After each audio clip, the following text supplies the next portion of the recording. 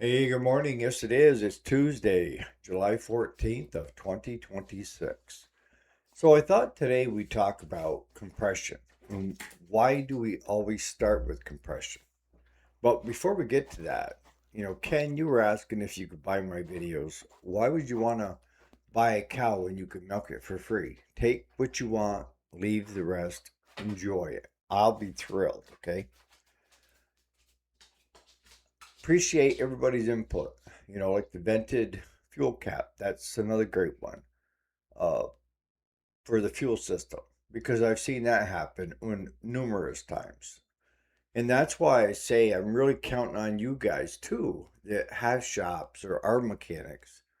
If I forget something or pass over it too quick, don't be afraid to say something, okay? Because I do. It's kind of like it's this. And sometimes I get them out of order. But so why is compression the number one thing you have to do before you do anything else? It's because if you don't have the compression, that engine is not going to run or run well. And I know a couple of you had asked, well, what about compression rate? What's the bottom number that you need to at least exceed. And that would depend upon what machine we're talking about.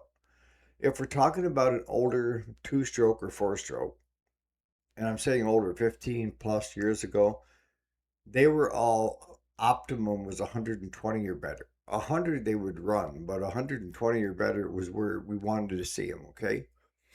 Then things started to change up because people were complaining that they were hard to start, especially pull starts, right? So then one mad scientist come up with the automatic compression relief system, where the compression is very little until it starts and then it builds the necessary compression. You see that on like the bigger chainsaws and stuff, where you got the decompression button, you can just push in, and once it starts, it pops the button back out. That's there solely to make it easier to start. And you're going to say, well, how can it start if you're taking compression away from it? You're not taking that much compression. And let me add while we're talking about it, when you do a compression check on any piece of equipment, it depends on what you're looking at when you do a compression. If you've got a bigger saw with a decompression button and it's pushed in, you're not going to see the numbers that you would see if it was out. Does that make any sense? Because the engine is bypassing compression so that it's easier for you to pull the old girl over, right? But with compression, nowadays with the automatic compression relief systems, it's more around 70 or above. And then you got the easy starts. Them things drive me nuts because you're just it's so impulsive just to give it a yank like everything else. And I'll tell you, you'll rip the threads on that easy start quicker than you know what. So when you have an easy start, the idea is you pull it slowly up and then it'll go brrr, and then you pull it slowly up. I can't wait. I'm impulsive. What can I say? But no, we scientists were given the task to make it easier for the average person to be able to start things. And I mean, years ago, even your riding lawnmowers, which were rear mounted engines, were like a 8 horse was a big engine. It was pull start. You didn't have electric start. You got your ass off the seat, put the choke on, give her a yank, let the choke off, and then you had throttle where you were sitting, a little steering wheel. Compression is the most important thing that you're going to come into. So now we've talked about 120, 100 to 120 for the older ones, 70 or above for the newer ones. Is there another group? Yes. The Chinese and the Predator from Harbor Freight seem to function well at 55 to 60. That's their sweet spot. And when we first started doing compression on them, we're like, they're junk. We would just say it's not worth fixing, and we would adjust the valves trying to get it above that 60. And then on a whim one time, I said, what the hell? Let's see if this thing will start. And it started right up. And it ran great. And did a cold start the next morning, did the same. So told Claude, we need to go back to the drawing board. The stuff that I know about compression just got thrown out the window because now Predators and the Chinese engines are throwing a curveball. They don't get to 70 or even 100. Why? It's beyond me. I would assume that they were engineered to fire on a lower compression, and that's just how they work. And with that lower compression and firing, they're easier to start too. If you're running 55, 60 psi, that's not that hard to pull over for the average person, even the kid. You see what I'm saying? So they were ahead of their time on that. I'm surprised that we didn't come up with that. But when we look at compression, if we don't have any compression, then we're kind of dead in the water, right? But we're not.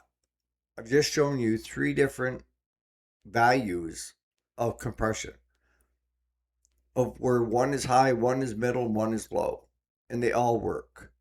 But you can't take an older steel chainsaw and have 55 to 60 and think you're going to get that to run. It doesn't work that way. Now, you can get the newer 170 steels and have them in the 70 to 90 range and have them run great and they're perfect. Okay. So in that case, your best friend can be Google AI. And you're going to say, crap, screw that, you know. Well, that AI will search thousands of papers and boards and everything else. If you say, what does an MS 170 get for compression at the plug? And it will tell you right close. So there's no guessing, right? Well, what if we run into low compression and we know it's low compression? Well, if it's got overhead valves, that's where we're going to go next, right? Because they are adjustable. And most machines out there today do have overhead valves. And if you got a twin, you got two sets of them. One on, if it's a V, one on one side, one on the other. There's an exhaust and an intake and a valve cover. You got on the other side the same thing. You can have one not have much pressure compression and the other one does, and it will run, but it will run like a piece of crap. But more than once, I've bought low compression engines that looked immaculate, got it back to the shop, pulled the valve cover off, and found the adjustment nuts laying in the bottom of the valve cover, just laying there loose. Tighten them up, got them to spec, started right up and run great. So you can still do certain things with it, right? And the other thing that you should be looking for when you're in the valve cover is not only the specifications of your clearances for your intake and your exhaust. You also want to do a visual inspection of of anything that could be out of whack. Bent push rods are a good one. If you get a lot of popping noise and stuff like that, like it sounds like it's out of time or missing time, I've seen where a bent push rod would do that. So when you're in there and you're looking at the valves and the clearances and all that, also do a visual on the push rods. The push rods can screw you, and I've seen push rods actually disappear and end up down into the piston area, and they'll do damage. And at that point, go buy another engine, right? In the comments, is this how you approach it, you guys that are doing it on a regular basis? Because this is a teaching channel now, and I'm asking for everybody's input.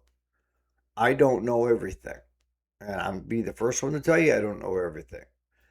But I do know as a group, it's going to be a stellar group because of the helpfulness all you guys have done with other people coming here that were do-it-yourselfers that had questions, and you were willing to take the time to answer.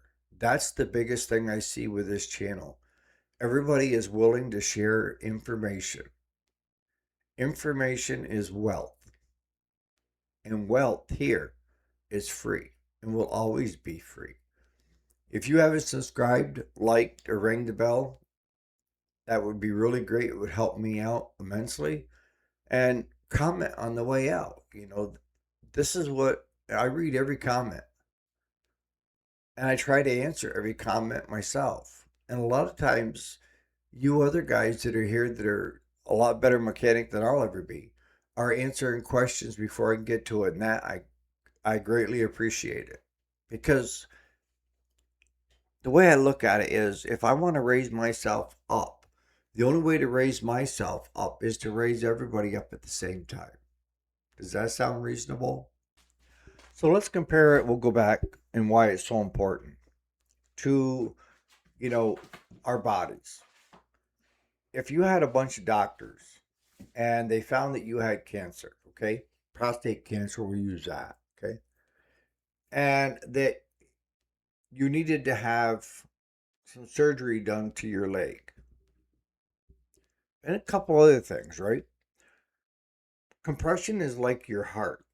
If your heart is not doing well, it doesn't matter what you do afterwards, fighting the cancer, surgeries, and all that stuff, if your heart's going to fail anyways, because your heart can't take it. So what's the better way?